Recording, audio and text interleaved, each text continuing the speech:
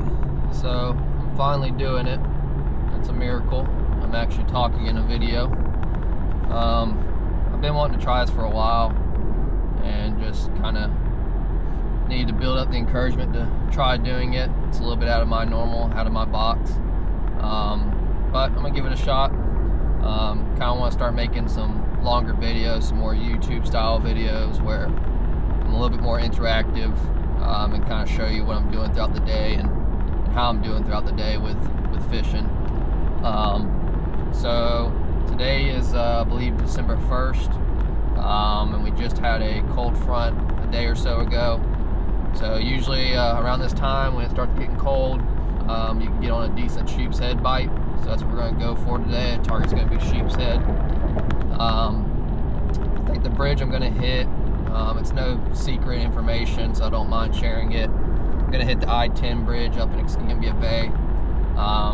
We have a few main bridges around here that a lot of people hit for sheepshead. So usually early in the winter you want to target more of the upper bay bridges, so like the I-10 bridge in Escambia Bay or the Garcon Point bridge, that sort of thing. So I actually try to go to Garcon Point, but the boat ramp that I use for that is closed. So we're gonna move over to the I-10 bridge and give that a shot today, and I'll let you know how it goes.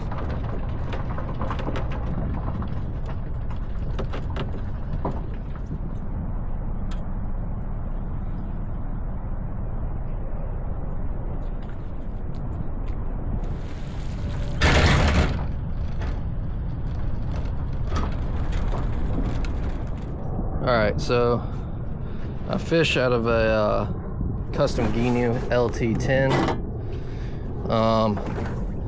It's probably about 16 feet in length and about 3 foot or so in width.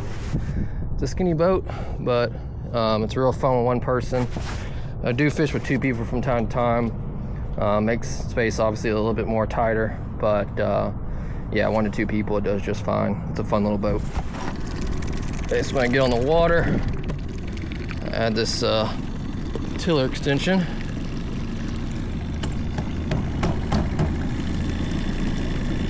And that allows me to stand up while I'm riding.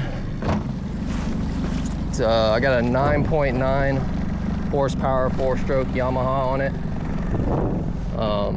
Small motor, but like I said, it's a small boat, so it'll still get up and go.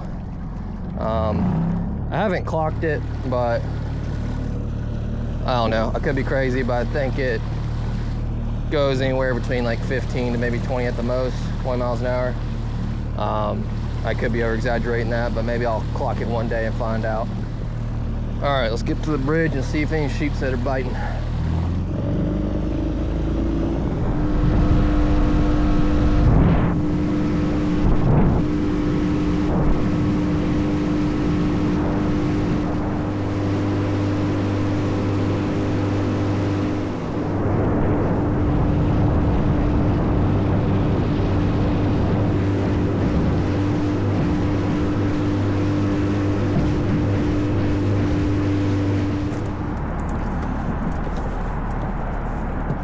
So generally what I do when I'm fishing for sheepshead at the bridges is actually get up on the bridge pilings here, and you don't have to, but it makes it easier to keep your bait real close to the bridge piling, and makes it a little bit easier to fight the fish and get them out of the bridge pilings.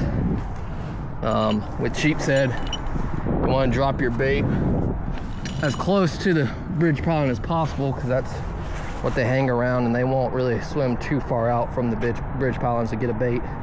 So you want to keep it tight to the bridge piling. All right, so what I'm using for bait is fiddler crabs. Just these little crabs right here. You can fish live shrimp for sheepshead, especially early in the winter. But fiddler crabs are usually like the best bait to use. That's one of sheepshead's favorite bait. Basically take your crab, and I'm using a birds of prey sheepshead jig. You just tie your leader onto the main line, tie your jig on, and this little weight sits at the bottom like this with the feather crab tipped on the hook. And if any sheepshead are biting, they'll come and pick it up. Just like that. You want to drop it as close to the piling as possible and let it go to the bottom.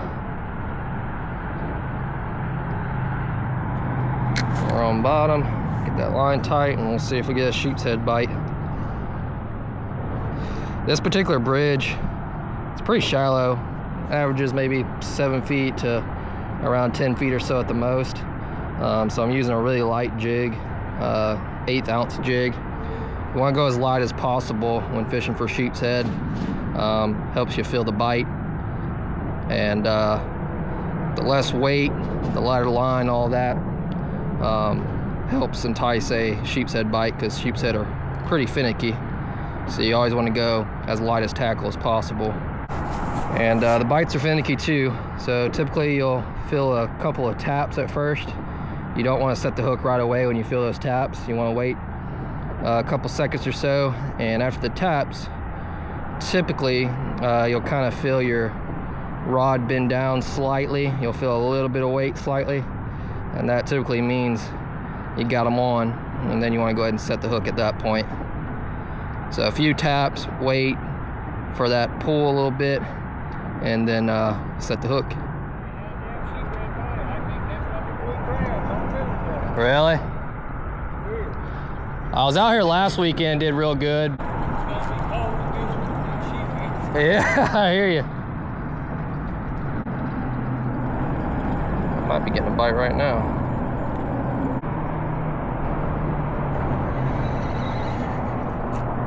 I think I was getting a bite while that guy was talking to me.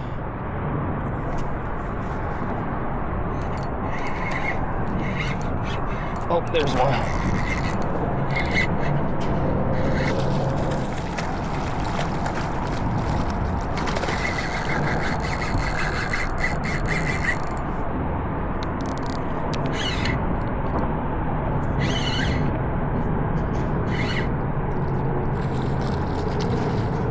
Decent size one. Oh no, don't take me into the pilings.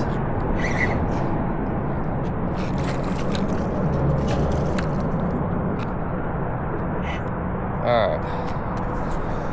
So the tricky thing is, it's just me out here, and I don't have a long net to use on the pilings, so I gotta try to get him in the boat. He's a decent one. I gotta hope he stays on, and then I gotta try to climb on this boat. Not easy. All right, we're on the boat. Now I can get my little net.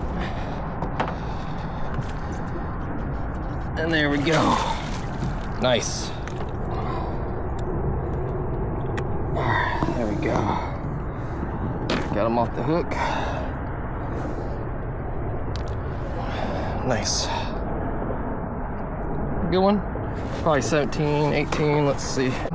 He's about 19, almost 20. Nice one. All right, let's get him in the bag. And then hurry up and get back up there, because these sheepshead bites might be on for only 15, 20 minutes sometimes. So you gotta get them while you can get them. So let me hurry up and get him in the bag. I forgot to get ice, so I'm just gonna fill up some water in my catch bag here.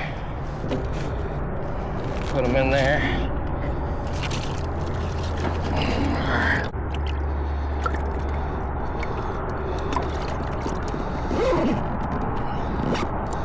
All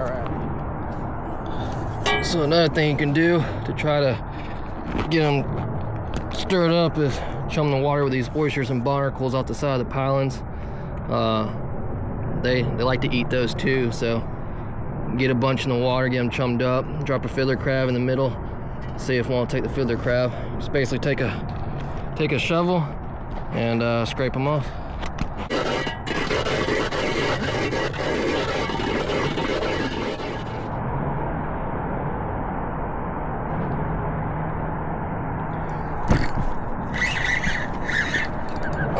there's one. Oh, no, no, no, no, no. Get out of there. Get out of there. Oh. Oh, get out of there. Oh. Get out of them pilings.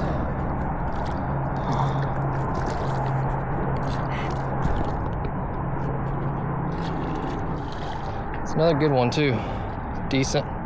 Might be a little bit smaller than the first one, but definitely a keeper. Now here's the hard part. We gotta hope they stays on. I get on the boat and net them.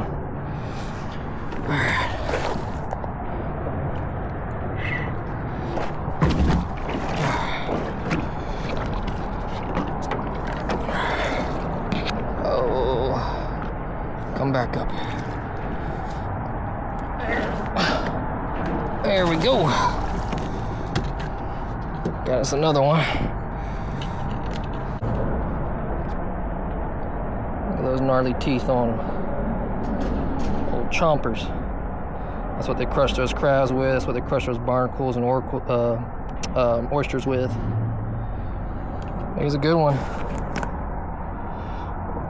Another solid one.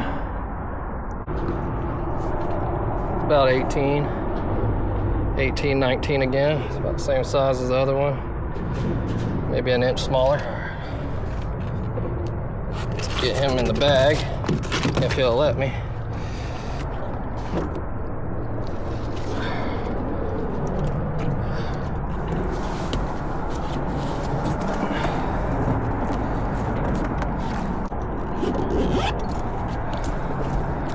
All right, I want one more.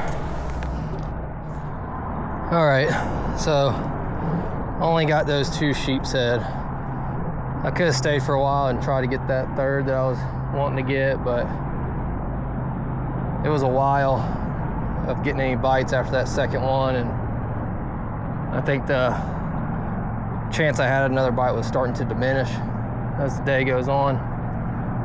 So I went ahead and packed it up from that piling. Might try an inshore spot or 2 on the way back in. Maybe pick off a redfish. I might throw a lure around, see if I can get a redfish. Just play around for a little bit. And then we'll load the boat back up and take these sheepshead home and clean them up and cook them.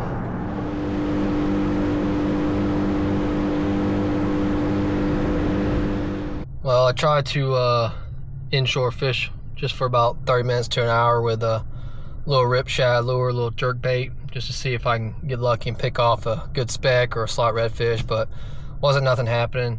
So I'm gonna head back to the house and clean up these sheepshead, and then we'll get to cooking them. There's the 2 sheepshead for dinner. One was like 19 inches, the other one was a little bit over 18. They're both 18 and 19. 2 solid sheeps. Gonna have those for dinner.